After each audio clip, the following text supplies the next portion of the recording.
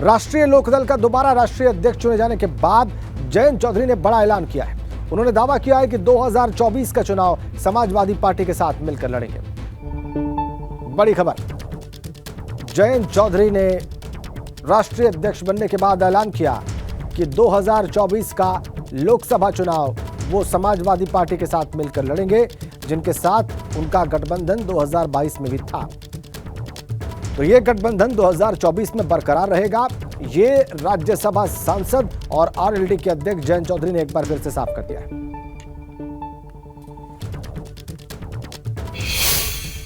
Sir, अगर बात करें तो राष्ट्रीय अध्यक्ष बने हैं, आज आपकी राष्ट्रीय अधिवेशन है, क्या मुद्दे रहेंगे और किस तरीके से जनता के बीच में जाएंगे?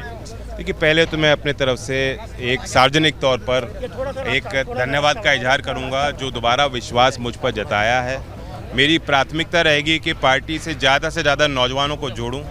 अभी पार्लियामेंट में मैंने एक बिल भी पेश किया है जिसका प्रावधान ये है कि 21 साल की उम्र में ही, यानी जब छात्र राजनीति में एक बढ़ चढ़कर हिस्सा ले रहे हैं नौजवान, तो उनको देश की विधान पालिकाओं का हिस्सा बनने के लिए अनुमति मिलनी चाहिए। अभी 25 साल की वो लिमिट है।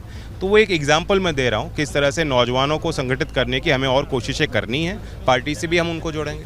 जैन जी, अगर बात करें तो एमएसपी का मुद्दा लगातार गूंज रहा है, लोकसभा में कल मुद्दे उठे हैं और गन्ना किसान जो है लगातार मांग भी कर रहे हैं। चूंकि आपका राष्ट्रीय अधिवेशन है, आप लोगों ने प्रस्ताव भी उसको तैयार किया, तो क्या आगे रणनीति रहेगी? देखिए, पहले तो हम ये सोचें कि एमएसपी व्यापक तौर पे आप देखेंगे तो कुछ ही फसलों में कामयाब है।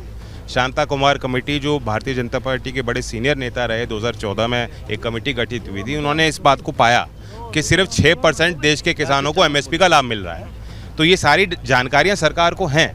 इतना बड़ा किसानों का आंदोलन हुआ, एमएसपी की मांग हुई कि इस व्यवस्था को दुरुस्त किया जाए, लेकिन वो प्रणाली आगे पहुंची कि नहीं पहुंची, अभी बजट में वित्त मंत्री ने कोई जवाब नहीं दिया। इस पूरे बजट के सत्र में सरकार ने कोई जवाब नहीं दिया और अभी तक भाव भी घोषित नहीं हुआ।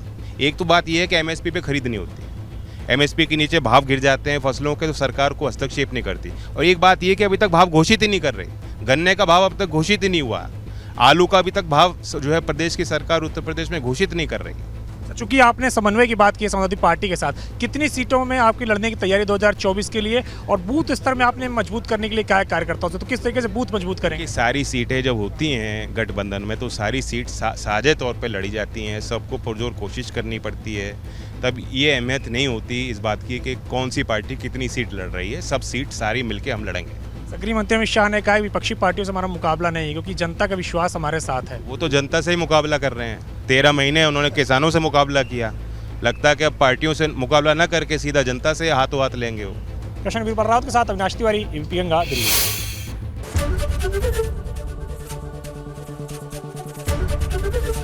एबीपी गंगा, खबर आपकी, जुबान आपकी।